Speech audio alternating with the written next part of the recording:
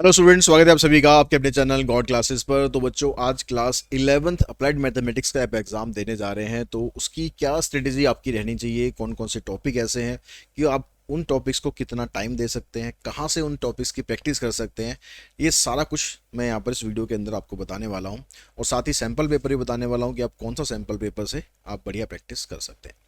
ठीक है, अब यहाँ पर देखिए, पहले इसका जो सिलेबस है एक बार उसको समझ लेते हैं कि कौन कौन से सिलेबस में कौन कौन से टॉपिक्स हैं।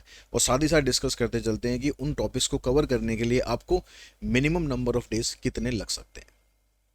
तो अगर हम यहाँ पर पहले टॉपिक की बात करें, पहले यूनिट की बात करें, तो पहले यूनिट के अंदर हमारे पास एक टॉपिक है नंबर्स। बहुत छोटा सा टॉपिक है, आई थिंक 1 घंटे के अंदर भी आप उसको फिनिश कर सकते हैं। दूसरा टॉपिक है हमारे पास indices, logarithm and anti logarithm. फिर क्वांटिटिव एप्टीट्यूड और मेंसुरेशन।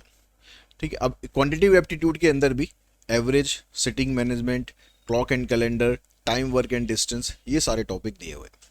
तो अगर इन टॉपिक्स की हम बात करें कि मोटा मोटा आपको कितना टाइम इसमें लग सकता है, तो यहाँ पर देखिए, अगर हम नंबर्स की बात करें, जैसे मैंने बताया कि बहुत छोटा टॉपिक है, 1 घंटे के अंदर भी आप इसको कर सकते हो इस टॉपिक को। और इंडिसेस, लॉगरिथम, इस टॉपिक को अगर हम इन दोनों को इकट्ठा लेके चले तो लगभग लगभग आपका ये 1 दिन के अंदर ये दोनों टॉपिक आप इजीली कर सकते हैं।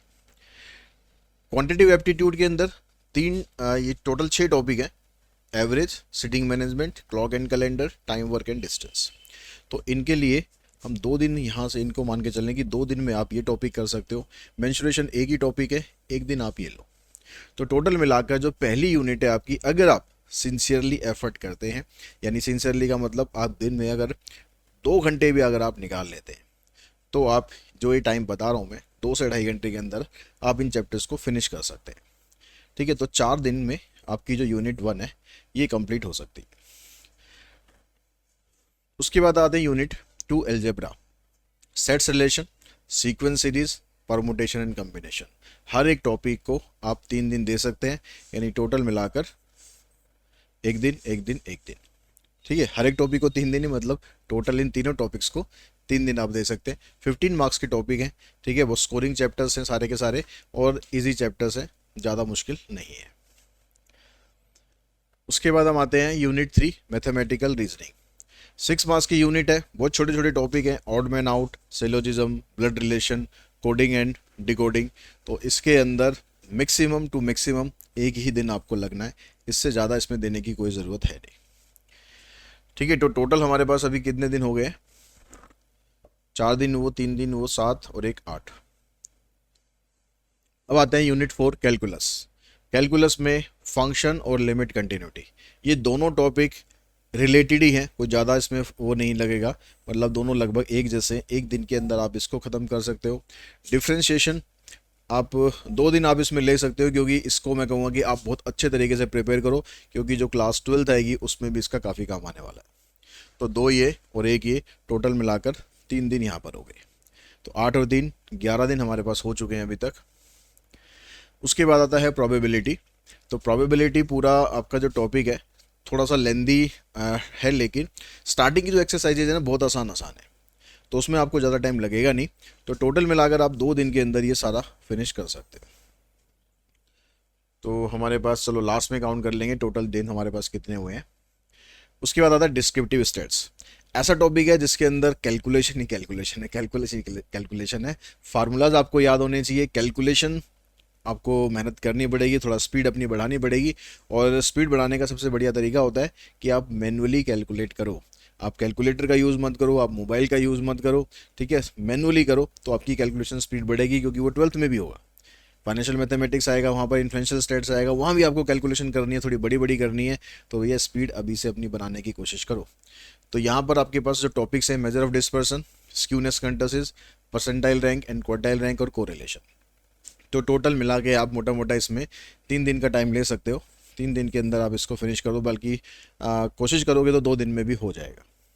सारे क्वेश्चंस करने की जरूरत नहीं है, एक टाइप के कई सारे क्वेश्चन दे रखे हैं, उनमें से एक दो दो क्वेश्चन करो, और अपना फार्मूला आपको अच्छे से याद होगा तो आप एग्जाम में इसको कर लोगे।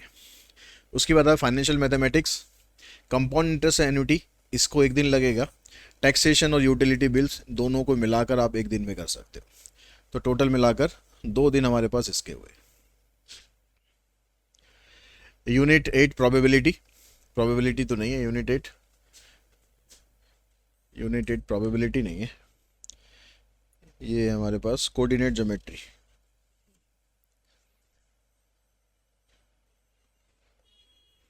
कोऑर्डिनेट ज्योमेट्री 5 मार्क्स की यूनिट है, लेकिन इसके अंदर टॉपिक्स जो है ना आपको बड़े बड़े दे रखे हैं, ठीक है सिर्फ 5 मार्क्स की।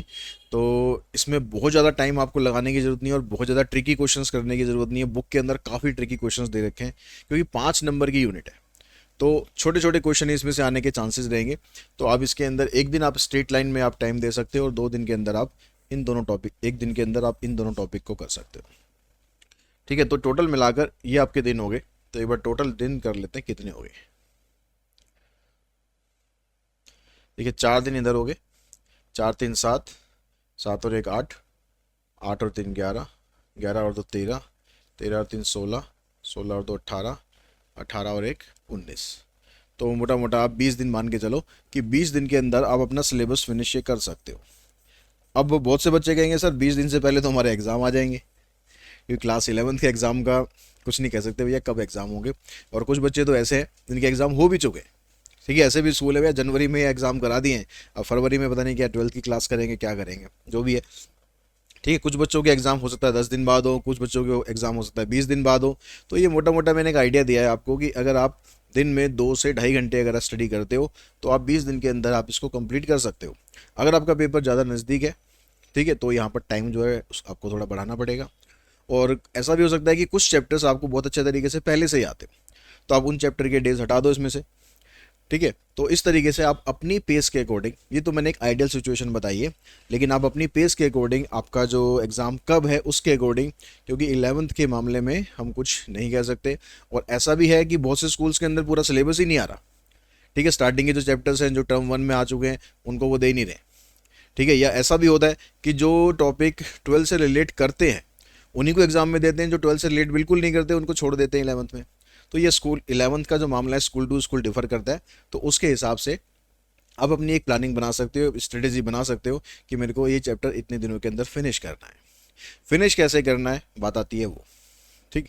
जो चैप्टर आपके बहुत अच्छी तरह हो चुके हैं, ठीक है, लेकिन अगर आपको बाकी चैप्टर्स की रिवीजन करनी है तो सारे के सारे वन शॉट्स अवेलेबल है। अब यूट्यूब पे बहुत से बच्चों को कमेंट आता है सर 11th का मटेरियल भी डाल दो। भैया 11th का मटेरियल बहुत सारा डाल रखा है, पूरी बुक डाल रखी है, वन शॉट डाल रखे हैं, इंपॉर्टेंट एग्जाम्पल्स डाल रखे हैं। हाँ ये है कि वो इस साल के नहीं है पिछले साल के हैं, लेकिन यार सिलेबस तो वही है, सिलेबस तो वही है, वन शॉट वही रहेगा, इंपॉर्टेंट एग्जाम्पल्स वही रहेंगे, वो चेंज थोड़ी ना होंगे, ठीक है। सिलेबस चेंज होता है तो फिर चीज़ें भी चेंज होती हैं। तो सारा कंटेंट आपके पास है, बस आपको जाने की ज़रूरत है, एक बार आपको यूट्यूब पे जाने की ज़रूरत है। तो आपको ले चलते हैं हम ज़रा एक बार यूट्यूब पर, कहाँ है भैया।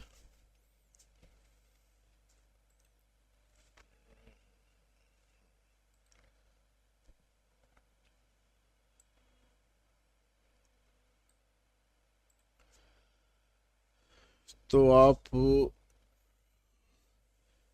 का इंटरफेस थोड़ा अलग होगा, हमारा इंटरफेस थोड़ा अलग है। तो आप प्लेलिस्ट में जाएंगे, ठीक है। यहाँ पर आपको क्लास 11th की प्लेलिस्ट, ये तो चैप्टर वाइज है, ठीक है। चैप्टर 18 हो गया, ये 2024-25 अलाइड मैथमेटिक्स क्लास 11th, ये प्लेलिस्ट है। इसके अंदर 122 वीडियोस हैं, तो इसमें सारे के सारे टॉपिक आपके कवर हो रखे हैं, ठीक। और उसके अलावा और आप जाओगे आगे,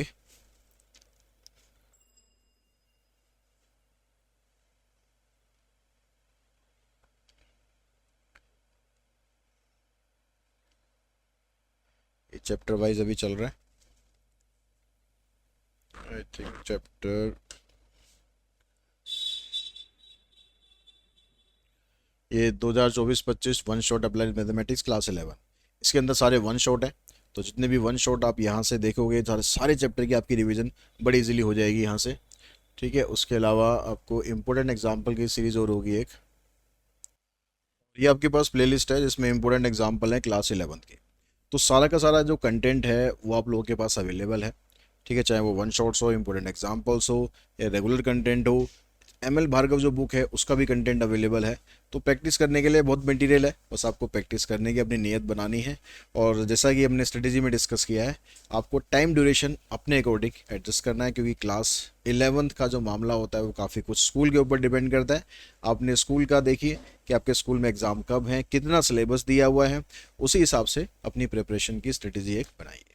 और ये सब प्रैक्टिस करने के लिए जब आपका सिलेबस पूरा कंप्लीट हो जाए तो आपको कम से कम अपने सैम्पल पेपर जो है वो प्रैक्टिस करनी चाहिए। और सैम्पल पेपर प्रैक्टिस करने के लिए आपको गॉड क्लासेस की ऐप पर ई बुक मिल जाएगी सैम्पल पेपर की, जिसके अंदर आपको 5 सैम्पल पेपर मिलेंगे। ठीक है, उसमें आपको बस ऐप में जाना है। उसका सारा डिस्क्रिप्शन आपको इस वीडियो के उसमें मिल जाएगा।